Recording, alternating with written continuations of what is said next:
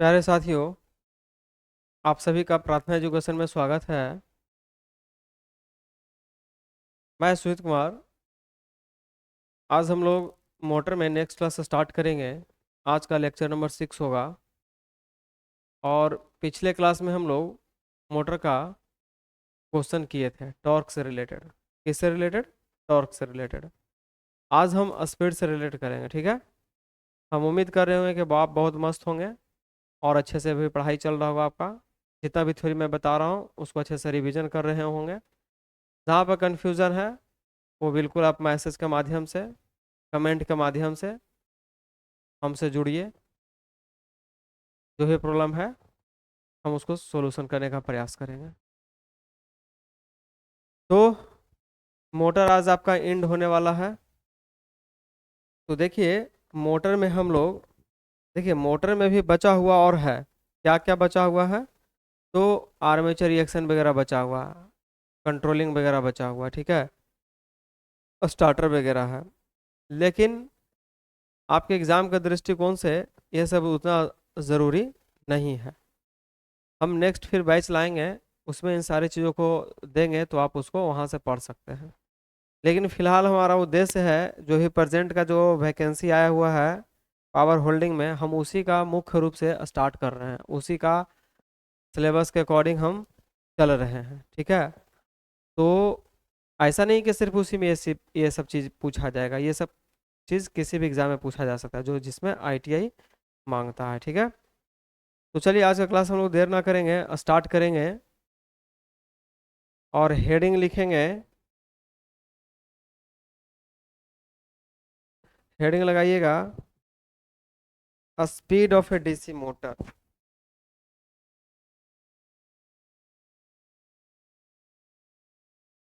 Speed, speed of A DC motor.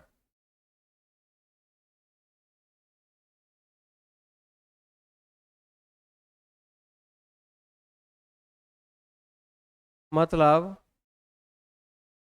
DC motor का गति,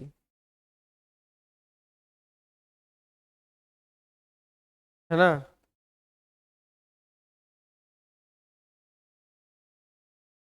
तो देखिए, आप फार्मूला देख चुके हैं। हम क्या अब लिखने वाले हैं, ध्यान से देखिएगा। अब जो आगे हम देखिए, टॉर्क अभी तक पढ़ चुके हैं, टॉर्क के बारे में बहुत अच्छे तरीके से समझा दिए, उस पर क्वेश्चन करा दिए। अब थोड़ा स्पीड से रिलेटेड कुछ कॉन्सेप्ट आता है, हम उसको ज़रा देखते हैं और उसको समझते हैं, ताकि हमारा क्वेश्चन स्पीड से रिलेटेड क्वेश्चन करे तो हमसे बन जाए क्वेश्चन, ठीक है। तो चलिए, स्पीड से रिलेटेड क्वेश्चन को हम लोग बनाने का प्रयास करते हैं।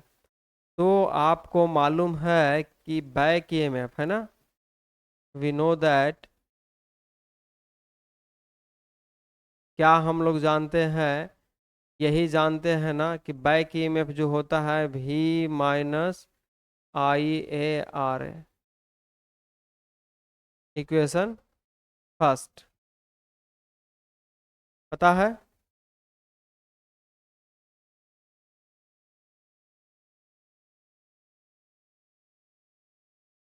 Equation first. एंड, और क्या जानते हैं हम लोग? ये जानते हैं कि बैक ईएमएफ जो होता है वो P φ ZN divide by 60A। इससे भी परिचित है आप लोग। ये हो गया equation number 2।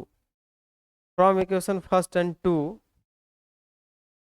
From equation first and two we get, एक और दो से हम लोग क्या देखेंगे, दोनों का एलएचएस बराबर है, तो दोनों इक्वेशन को हम लोग आरएचएस इक्वल कर सकते हैं। नहीं, आवाज आ रही है? हेलो। हाँ, चलिए, सही सलामत आवाज आ रहा होगा। अब देखिए, जब दोनों को बराबर करेंगे तो हमको यह मिलेगा P φ ZN divide by 60A is equal to V minus IARA लिख सकते हैं, बिल्कुल लिख सकते हैं। तो यहाँ से हम स्पीड सिर्फ लिखना चाहे n इज इक्वल टू, तो क्या लिखेंगे, क्या लिखेंगे, V माइनस IARA,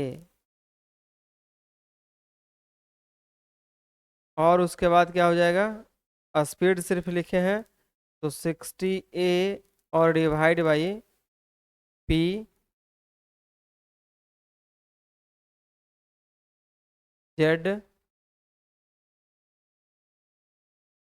फाइव, ये हो जाएगा।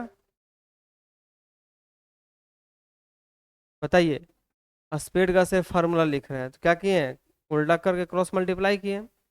इतना जब हम लोग करते हैं, इतना जब हम लोग करते हैं, ध्यान से देखेंगे तो हमको मिलता है क्या,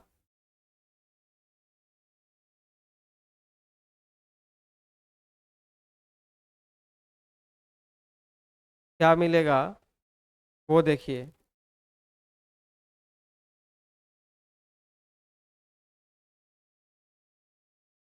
n इज इक्वल टू ध्यान से देखना है, V माइनस IARA और डिवाइड बाई 5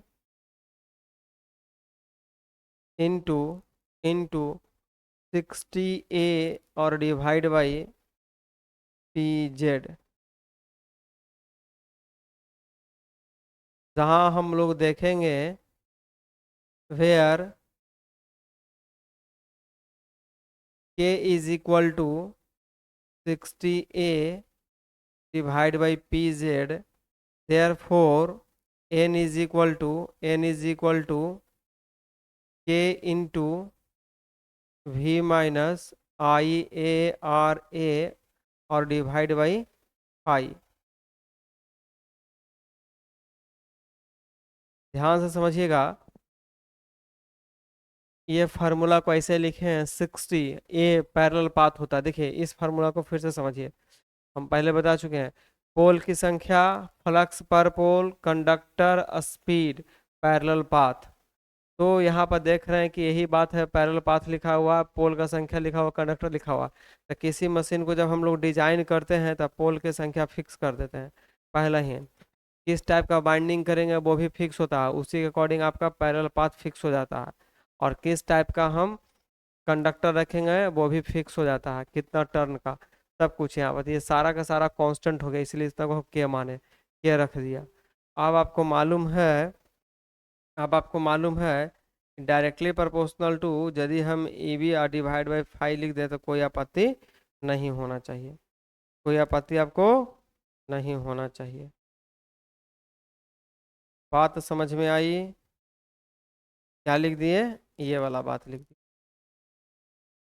देखिएगा, के है जो प्रोपोर्शनल टर्म है और इक्वल टू के बाद लिखा हुआ है। यदि प्रोपोर्शनल को लिखते हैं तो एक कांस्टेंट कहलाते हैं ना, तो इस स्थिति में हम लिख सकते हैं। इतना को हम लोग EB लिखते हैं, फ्रॉम इक्वेशन फर्स्ट में देखिए, V माइनस IRS को क्या लिखते हैं, EB लिखते हैं, EB बाई 5। यानी ये हो गया स्पीड के साथ स्पीड का रिलेशन, एक तरह समझेंगे ना, है ना, स्पीड के बारे में, मोटर के स्पीड के बारे में। क्या हम बोल सकते हैं कि मोटर का जो स्पीड है वह बैक EMF के डायरेक्टली प्रोपोर्शनल है और फ्लक्स का इन्वर्सली प्रोपोर्शनल है। बात समझ में आया, नोट करेंगे इसको, जल्दी से इतना को पहले नोट करिए।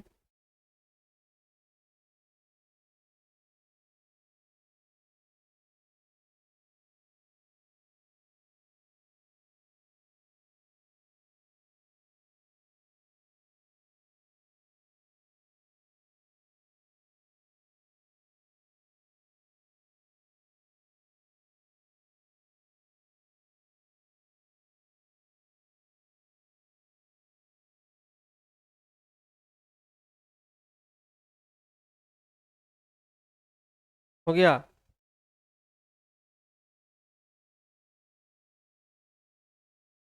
क्लियर। यहाँ तक समझने में किन्हीं भाई बंधु को परेशानी तो बताएंगे। अब हम बहुत जल्द थ्योरी वाला क्लास को भी लाइव लेने वाले हैं, ठीक है। थ्योरी वाले क्लास को भी हम लाइव लेंगे। आगे चले हम लोग, इसीलिए नहीं लेते हैं क्योंकि उसमें थोड़ा कमेंट वगैरह आने लगेगा। थ्योरी में तो हमें डायरेक्ट पढ़ाना है। ऑब्जेक्टिव जो सुबह चल रहा है वो मेरा लाइव चल रहा है। आप लोग थोड़ा सपोर्ट करें, है ना। मतलब अपने दोस्तों के बीच शेयर करना है, क्लास अच्छा लग रहा है, फुल आपको टेक्निकल सिलेबस पढ़ाया जा रहा है, ज़ीरो कॉस्ट है ना। तो आपके लिए बहुत मेहनत किया जाता है, तो आप भी मेरे लिए कुछ करेंगे, अपने दोस्तों के भी ज़रूर पहुंचाएंगे। अच्छा लगता है तब। और यदि आपको ख़राब लग रहा है तो एकदम कमेंट बॉक्स में ज़रूर लिखिए, आपके लिए पूरा का पूरा सब कुछ ओपन में रखा हूँ, कहीं कोई छुपाया हुआ चीज़ नहीं है, ठीक है। खराब लग रहा है, नहीं समझ में आ रहा है, तो आप ज़रूर लिखिए, हम वहाँ पर काम करेंगे, वहाँ पर सुधार करेंगे ताकि आपको ज़्यादा से ज़्यादा लाभ हो सके, ठीक है, लाभान्वित हो। पढ़िए बिल्कुल, है ना, ताकि कहीं ना कहीं सेटल हो जाइए जल्द से जल्द। आगे चले हम लोग। बहुत सारे बच्चे मैसेज करते हैं तो उसमें बहुत अच्छा लगता है कि हाँ सर अच्छा लग रहा है, आप अच्छा समझा पा रहे हैं। तो हमें भी लगता है ना, कि हम अच्छा कर रहे हैं। और यदि प्रॉब्लम वहाँ पर है तो फिर हमको यह अंदर से अनुभूति होगा कि क्या किया जाए, कैसे डील किया जाए कि बच्चों को आसानी वे में समझाया जा सके यह सब्जेक्ट। क्योंकि यह सब्जेक्ट ऐसा ही क्या होता है, थोड़ा लेंदी होता है, भारी भरकम होता है, पहली बार पढ़ता है तो दिक्कत होता है, ठीक है। तो चलिए नेक्स्ट पे हम लोग आते हैं। तो हम लोग अभी देखे क्या देखे कि जो स्पीड है, स्पीड जो है, यहाँ पर लिखिएगा आप लोग, डीसी मोटर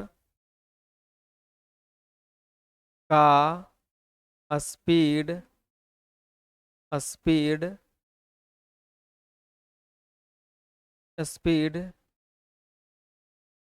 फ्लक्स के इन्वर्सली प्रोपोर्शनल या व्युत्क्रमानुपाती, है ना, इन्वर्सली फ्लक्स के व्युत्क्रमानुपाती, है ना।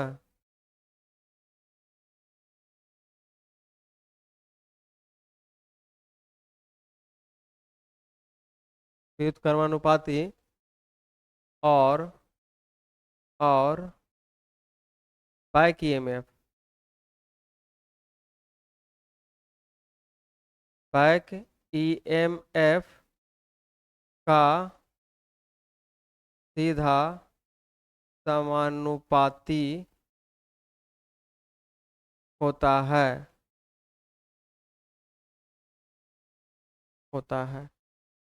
और ये वाला फार्मूला भी लिख लीजिएगा। कौन वाला फार्मूला, तो अभी जस्ट जो हम लोग लिखे हैं, स्पीड जो है directly proportional to back EMF और इनवर्सली प्रोपोर्शनल टू फाई। बहुत ही इंपॉर्टेंट रिलेशन है, इसी रिलेशन से आगे हम लोग चलेंगे, ठीक है। देखिए ये यदि समझ में आ गया आपको, ठीक है, तो अब यहाँ पर देखेंगे हम लोग इसका रिलेशन, है ना। क्या देखेंगे, संबंध देखेंगे, स्पीड का संबंध। कैसे संबंध देखेंगे, तो आइए देखते हैं। क्या लगा दीजिएगा, हेडिंग लगा दीजिए, स्पीड रिलेशन, स्पीड के साथ रिलेशन। तो देखिए स्पीड का रिलेशन अभी आप लोग देख चुके हैं फ्लक्स के साथ और वैक्यूम। क्वेश्चन कैसे राइज करता है एग्जामिनर, उस पे हम लोग चर्चा करेंगे और वहाँ पे हम लोग काम करेंगे, ठीक है। तो देखिए आप मान लीजिए कि इनिशियल कंडीशन में, है ना, फॉर इनिशियल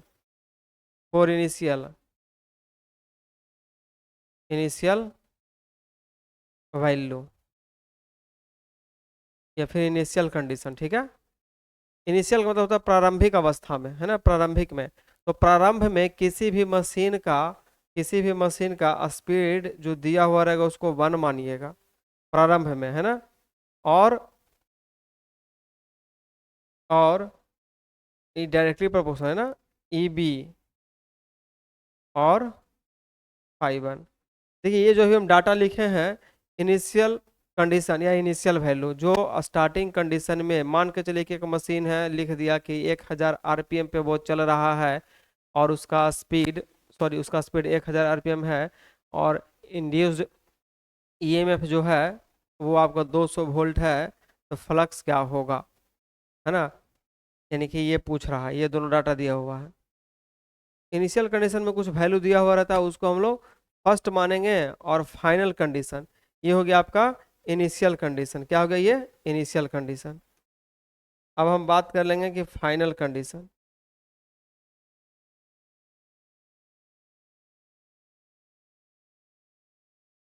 इनिशियल कंडीशन ये हो गया। अब हम बात करेंगे फाइनल कंडीशन पे। फाइनल वैल्यू या फिर फाइनल कंडीशन।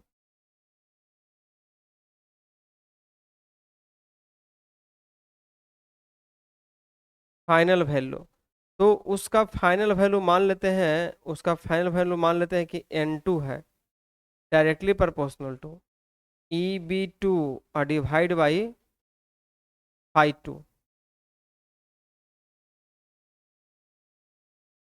आया समझ में। इनिशियल कंडीशन ये हुआ और फाइनल कंडीशन ये हुआ। यदि कुछ ना समझ में आता है तो इतना समझिए कि आपको जो स्टार्टिंग कंडीशन में जो भी डाटा दिया हुआ रहेगा उसको 1 1 लगा करके छोड़ देना है। और सेकंड स्टेज में आपसे पूछेगा, सेकंड स्टेज में पूछेगा,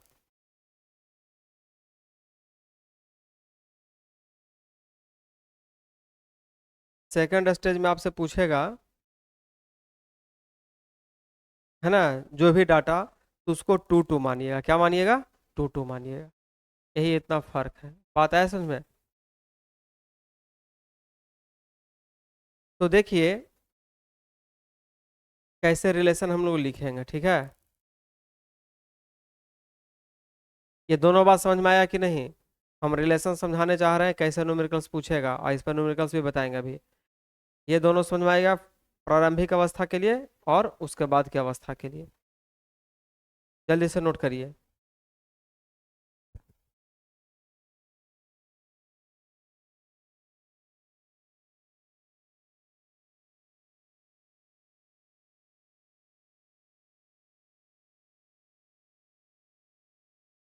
हो गया। चलिए आगे चले हम लोग। नोट करते चलना है आपको। एक दो दिन में आपको नोट भी प्रोवाइड करवा देंगे। सारा फाइल मेरा डिलीट हो गया, है ना। अब जल्द से जल्द आप लोगों को सारा नोट दे देंगे। ये सारा लिखते हैं जो सारा नोट डिलीट हो गया था। Equation 1, equation 2। अब आइए इक्वेशन 1 और 2 को, है ना, फ्रॉम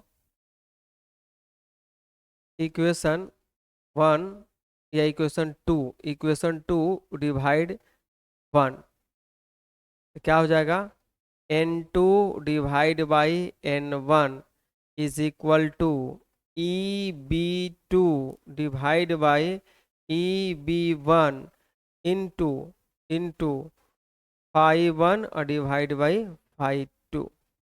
ये आ गया आपका संबंध। किस किस चीज में संबंध आ गया, तो बाइक EMF ये सारा वगैरह, है ना। ये कब पूछा जाता है, एक का वैल्यू दिया हुआ रहेगा इनिशियल स्टेज में, और फाइनल स्टेज वाला वैल्यू पूछता है, तो ये रिलेशन निकल के आया। इस रिलेशन में अब हम ये देखेंगे कि सीरीज मोटर के लिए क्या होगा और शंट मोटर के लिए क्या होगा।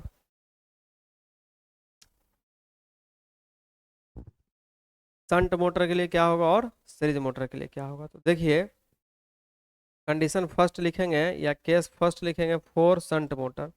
आपको मालूम होना चाहिए for for shunt shunt motor. आपको मालूम होना चाहिए कि शंट मोटर में जो होता है ना, फ्लक्स क्या होता है, कांस्टेंट होता है।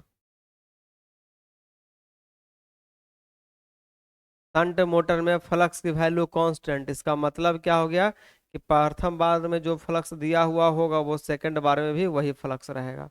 तो यदि यह कंडीशन आया, यह कंडीशन आया, तब क्या करना है आपको, तब ये करना है कि जो स्पीड होगा, जो स्पीड होगा उसका जो रिलेशन होगा EB2 डिवाइड बाई EB1 के बराबर होगा। ये हो गया आपका रिलेशन। आया समझ में। जैसा ही आ जाएगा कि संट का कंडीशन है जी, एकदम दिमाग को दौड़ा देना है कि अच्छा स्पीड जो है directly proportional to back EMF का है। हमको फ्लक्स से मतलब नहीं है, फ्लक्स को कितना चेंज करते रहे, छेड़छाड़ करते रहे, है ना, आपका स्पीड कांस्टेंट हो गया। फ्लक्स पर निर्भर नहीं करेगा शंट के लिए। लेकिन यही यदि हम सीरीज की बात कर दें, यही हम सीरीज की बात कर दें कि नहीं रुक जाइए, सीरीज है 4, इसके बाद यहाँ लिखना है, याद रखिए कैसे कैसे लिखते हैं, 4 सीरीज मोटर, 4 सीरीज मोटर। तो सीरीज मोटर में जो होता है ना वो flux directly proportional to current होता है, मतलब वो डायरेक्टली प्रोपोर्शनल होता है, ठीक है। इसमें भी दो कंडीशन बताए थे, सेचुरेशन कंडीशन है ना, सेचुरेशन के पहले और सेचुरेशन के बाद क्या होता है, ठीक है। तो इस कंडीशन में आपको स्पीड यदि पूछ दे, इस कंडीशन में यदि आपको स्पीड पूछ दे तो क्या बताइएगा।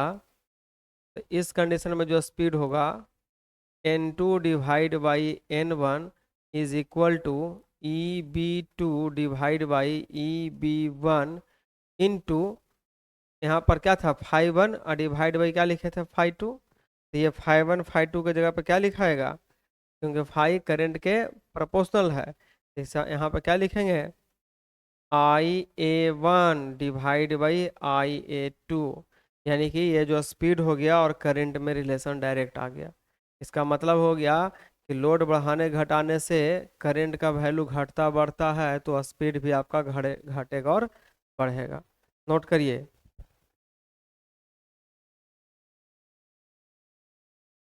मतलब ये हो गया, मतलब ये हो जाएगा कि इनिशियल कंडीशन का यानी प्रारंभिक अवस्था का आर्मेचर करंट ये हो जाएगा फाइनल स्टेज का या फाइनल वैल्यू का आर्मेचर करंट।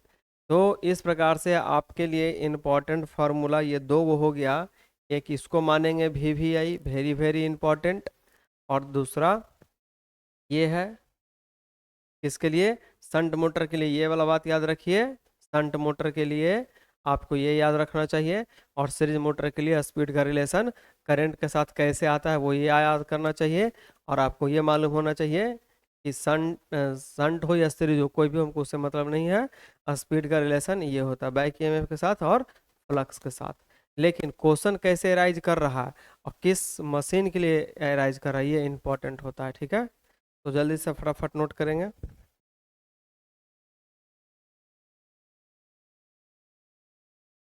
हो गया, चलिए बात समझ में आई।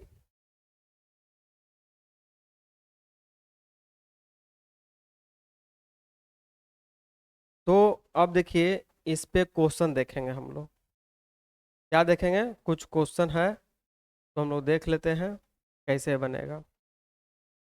आपके सामने क्वेश्चन है, क्वेश्चन नंबर 7, मतलब डीसी मोटर में हम लोग 6 क्वेश्चन ऑलरेडी पढ़ चुके हैं, आज हमारा 7वां क्वेश्चन है। चलिए 7वां क्वेश्चन क्या कहता है, देखिए क्या कहता है जी, कहता है कि 230 volt DC shunt motor take 5 ampere at no load. अच्छा, यानी कि नो लोड का कंडीशन है, और देख लो भाई यही आपका मोटर है, जल्दी से इस फिगर को बना लेंगे।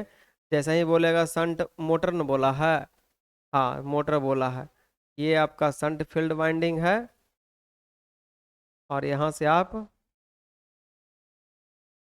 करंट दीजिए, है ना, यहाँ से ये वोल्टेज सप्लाई करना है, ये हो जाएगा लोड वाला, ये हो जाएगा आर्मेचर का, ये हो जाएगा शंट फील्ड का, ये हो जाएगा रेसिस्टेंस शंट फील्ड का। इतना आप लोग जानते हैं, ज़्यादा बताने की आवश्यकता नहीं। लेकिन यहाँ पर दो को कंडीशन लिखा है, क्या क्या लिखा है ध्यान से देखिएगा। 5 एम्पियर दिया है कब, नो लोड पे, है ना, कब नो लोड पे, और 1000 RPM पे ये घूम रहा है, ये कितना पे घूम रहा है, तो 1000 RPM पे रोटेशन पर मिनट पर ये मोशन कर रहा है। कैलकुलेट द स्पीड, अच्छा स्पीड कैलकुलेट करिए कब, है ना, when load and taking a current of 30 ampere, जब लोड में हो जा रहा है ना उस समय स्पीड क्या है ये बतलाइए। और उस समय करंट 30 एम्पियर ले रहा है। आर्मेचर एंड फील्ड का रेसिस्टेंस 0.2 ओम है और 230 ओम है रिस्पेक्टिवली। कोई दिक्कत है क्वेश्चन समझने में। एक 230 वोल्ट डीसी शंट मोटर बिना लोड के 5 एम्पियर लेती है और 1000 RPM पर चलती है, लोड होने पर और 30 एम्पीयर की धारा लेने पर गति की गणना करिए। आर्मेचर और क्षेत्र प्रतिरोध क्रमशः 0.2 ओम और 230 ओम है। क्या कोई दिक्कत? यानी दो टाइप का आपको लोड दिया गया है, एक नो लोड पर और एक फुल लोड पर। तो नो लोड जो बात किया वो हो गया आपका इनिशियल स्टेज, और जो फुल लोड पर बात करा हो गया फाइनल स्टेज। तो देखिएगा, आपको नो लोड पर दे दिया है कि 1000 आरपीएम पर घूम रहा है जी, है ना। अब जब लोड दे देंगे तो क्या स्पीड होगा, यानी कि स्पीड का रिलेशन के साथ है ना। तो स्पीड का रिलेशन जो है बैक ईएमएफ के साथ है और फ्लक्स के साथ है ना। तो यहाँ पर हम लोग देखेंगे कि शंट मोटर है तो फ्लक्स से हमको कोई मतलब है ही नहीं है। तो बैक ईएमएफ निकालेंगे और स्पीड दिया हुआ है वो अगला स्पीड हम लोग निकाल लेंगे। बात समझ में आई कि नहीं आई समझ में? क्वेश्चन को पहले नोट करिए।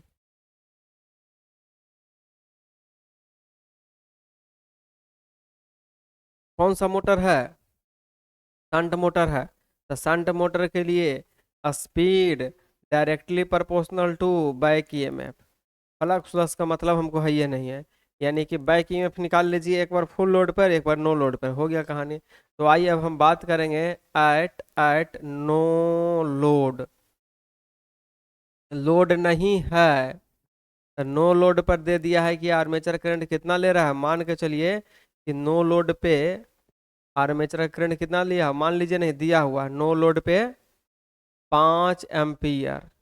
अच्छा, शंट करंट निकाल लीजिए। तो शंट करंट को हम बार बार बोलते हैं कि लोड से इसको कोई मतलब नहीं, ये मस्त मौला है ना। लोड पड़े या ना पड़े ये फिक्स रहने वाला है ना। तो यहाँ से जो वोल्टेज है, वोल्टेज कितना है 230,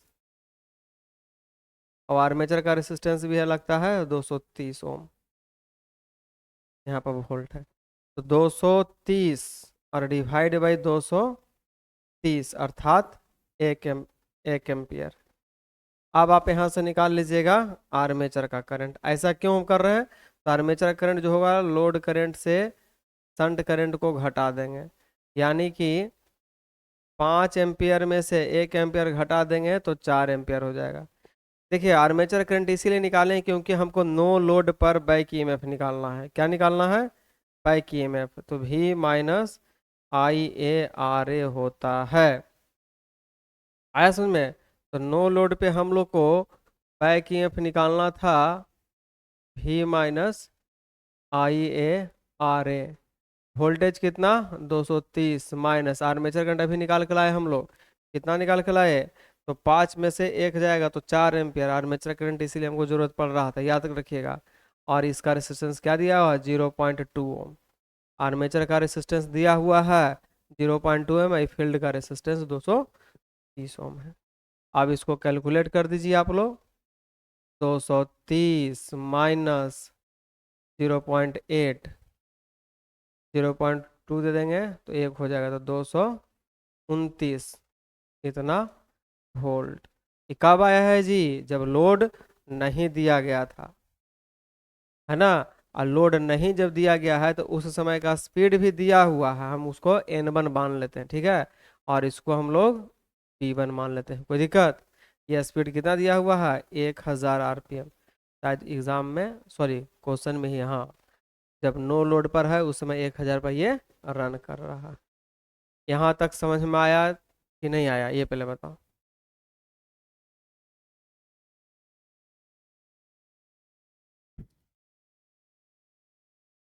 यहाँ तक समझ में आया? तो आगे चले, आइए। यदि यहाँ तक समझ में आ गया तो बात आगे करते हैं हम लोग बात आगे करेंगे।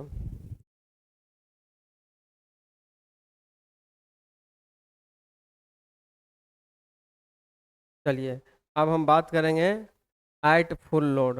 At full load, full load पे क्या होगा?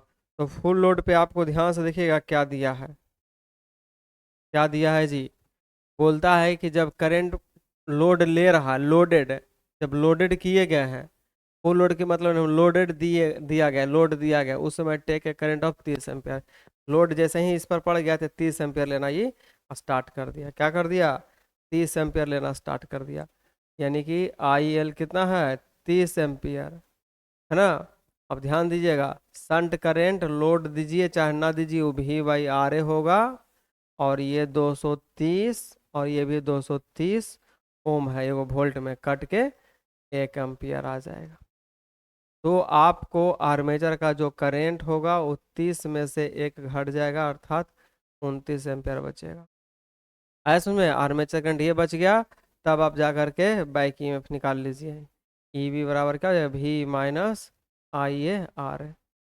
ये आपका 230 माइनस आर्मेचर करंट 29 और 0.2 आपका रेसिस्टेंस। 230 माइनस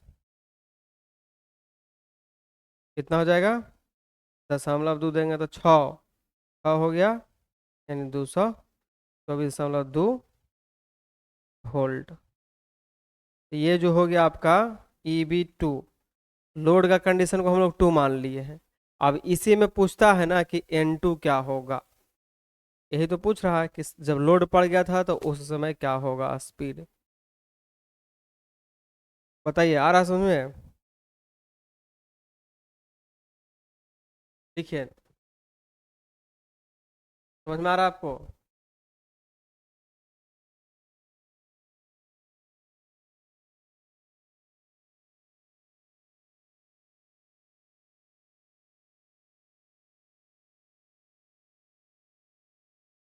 चले अब हम लोग, आइए। तो इस कंडीशन में आप जानते हैं कि 4 shunt motor,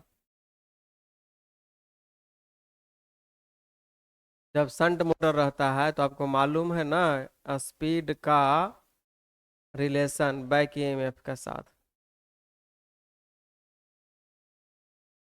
N2 is equal to क्या हो जाएगा, EB2 divide by EB1 into N1। आप अभी जस्ट निकाल के लाए हैं। बैक ईएमएफ 224.4, 224.2, 224.2 और भागा दे दीजिए फर्स्ट कंडीशन में, तो फर्स्ट कंडीशन 229.2, 229.2 इंटू ये आरपीएम दिया हुआ था फर्स्ट कंडीशन में 1000। कितना को कैलकुलेट करिए, कैलकुलेटर से कैलकुलेट करिए तो ये आ जाएगा 978 आरपीएम। पॉइंट के बाद कुछ और आता है उतना छोड़ दीजिए, 978 आरपीएम, 978 आरपीएम लगभग। अब मेरी बात को समझिएगा, ये जो डाटा देख रहे हैं पॉइंट वॉइंट में है, कटने उठने में प्रॉब्लम है। यदि इस टाइप का क्वेश्चन दिया एग्जाम में तो बहुत ही इजी देता है, ठीक है, तो आपसे बन जाएगा। और यदि ना भी आपको समझ में आ रहा है तो भी बनाएंगे 1-2 बार। एग्जाम में किस टाइप से क्वेश्चन आएगा कहाँ नहीं जा सकता, ठीक है। चलिए आगे हम लोग, चलिए अब देखिए नेक्स्ट क्वेश्चन। एक क्वेश्चन और है आपके लिए, क्वेश्चन नंबर 8। क्या बोलता है कि 6 पोल का lap bound shunt motor has 500 conductor, यानी 6 पोल का एक मोटर बनाए हैं, शंट मोटर है ना, और लैप कनेक्टेड है। Armature and shunt field resistance दिया गया है 0.05 ohm and 25 ohm respectively. Find the speed of the motor if it takes 120 ampere from a DC supply of 100 volt. Flux per pole is 20 millivolt. क्या बना पाइएगा, बना पाइएगा? तो जल्दी से बनाइए तो।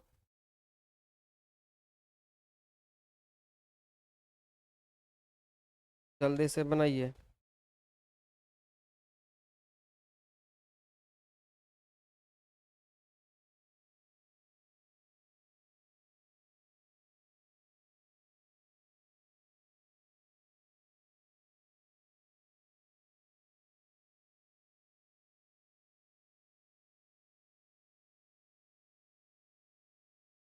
हेलो, बना? नहीं, चलिए देखिए इसका सॉल्यूशन करेंगे हम लोग। क्या दिया हुआ है, पोल का संख्या कितना दिया हुआ है, 6। लैप वाइंडिंग है तो लैप वाइंडिंग में पैरेलल पाथ जो होता है ना पोल की संख्या के बराबर होता है 6।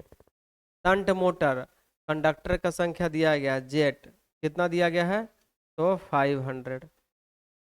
Armature and shunt field resistance, अच्छा आर्मेचर का रेसिस्टेंस आर ए 0.05 ओम, और शंट का रेसिस्टेंस सॉरी आर्मेचर का रेसिस्टेंस और शंट का आर एस एच कितना दिया गया है 25 ohm. Find the speed of the motor if take 120 ampere from a DC supply, है ना, क्या पूछ रहा है, क्या स्पीड बतलाइए, स्पीड की वैल्यू क्या होगी, व्हाट, स्पीड का वैल्यू क्या होगा। उसके बाद बोला कि करंट कितना ले रहा है, करंट कितना ले रहा है जी 120 एम्पियर, और सप्लाई कितना दिया जा रहा है, भी कितना दिया जा रहा है 100 वोल्ट।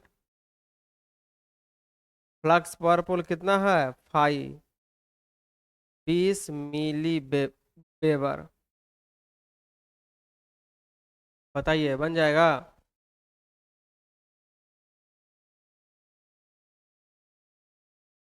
अब तो कुछ है नहीं, बनाइए, बन जाना चाहिए।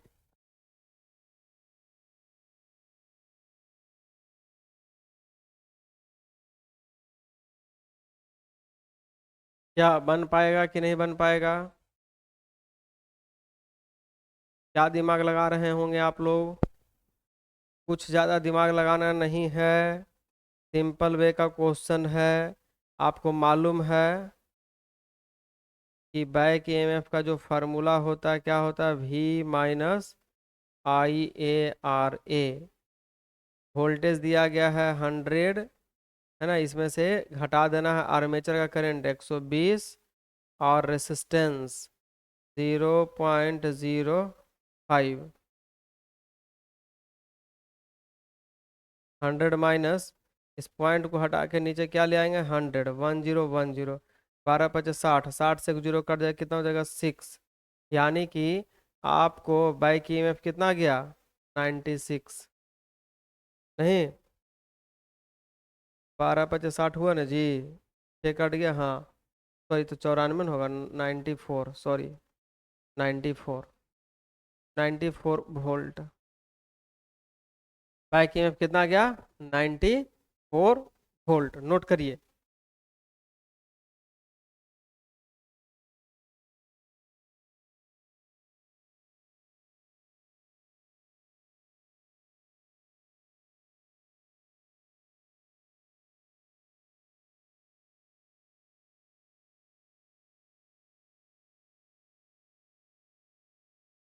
लिख लिए,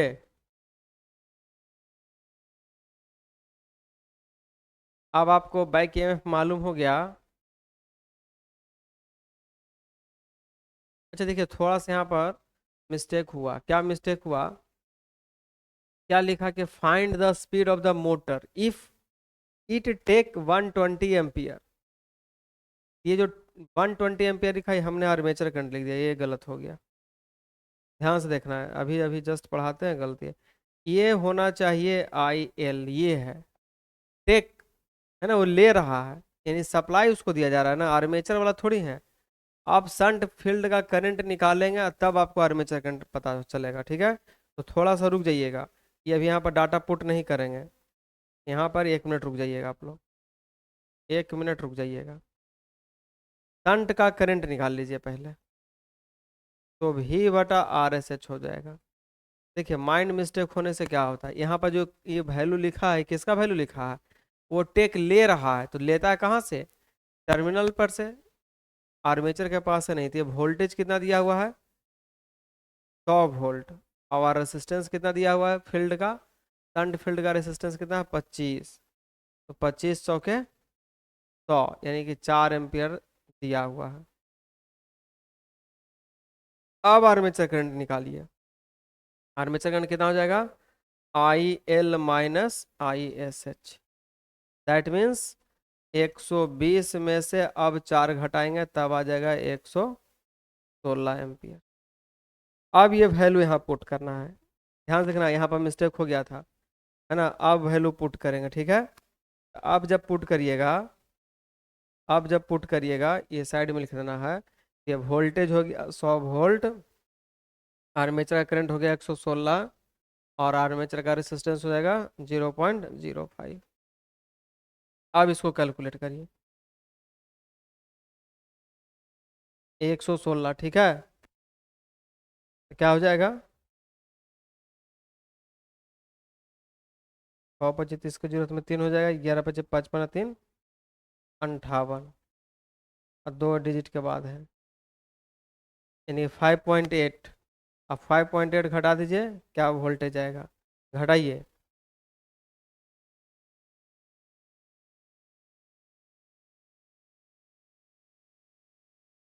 क्या आ जाएगा, 0.2 देंगे तो 6 हो जाएगा, है ना, तो 54 बच जाएगा।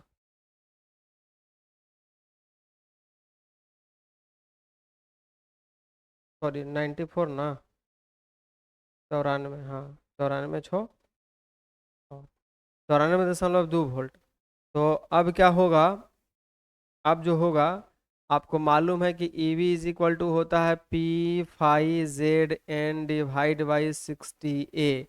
ये आ गया आपका 94.2 2 इज इक्वल टू पी, पोल का संख्या देखिए 6, 6, फ्लक्स, फ्लक्स देखिए 20 मिली वेबर, 20 मिली का मतलब 10⁻³ है ना। कंडक्टर का संख्या देखिए, कंडक्टर का संख्या 500, 500, और स्पीड किस स्पीड से चल रहा है, अच्छा स्पीड तो निकालना ही है, चल क्या रहा है भाई, एन स्पीड से तो ये चल रहा है, इसी का तो वैल्यू निकालना, 60। और बाइंडिंग का संख्या क्या है, लैप दिया हुआ है, इसलिए पोल का संख्या जो होता है आर्मेचर के पैरेलल पाथ के बराबर होता है ना। अब इसको काट छट करिए, आपका स्पीड का वैल्यू निकल जाएगा। काट छाट करिए आप लोग खुद, इस 6 से 6 को काट दीजिए, 1010 कट जाएगा। अब यहाँ से सब कुछ को कैलकुलेट कर करके आप आंसर निकालिए, क्या आएगा।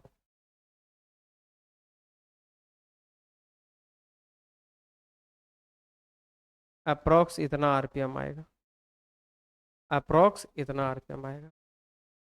बात समझ में आई, तो नोट कर लेंगे जल्दी से।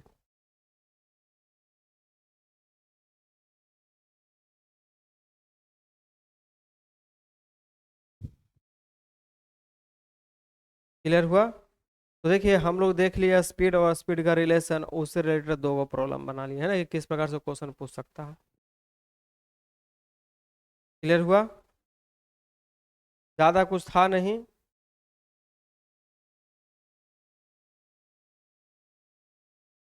इस बात को समझ जाना है, नोट कर लेना है, फिर उसके इस पॉइंट को देखना है, फिर इसको देखना है, इसके बाद आप न्यूमेरिकल पे आ जाएंगे।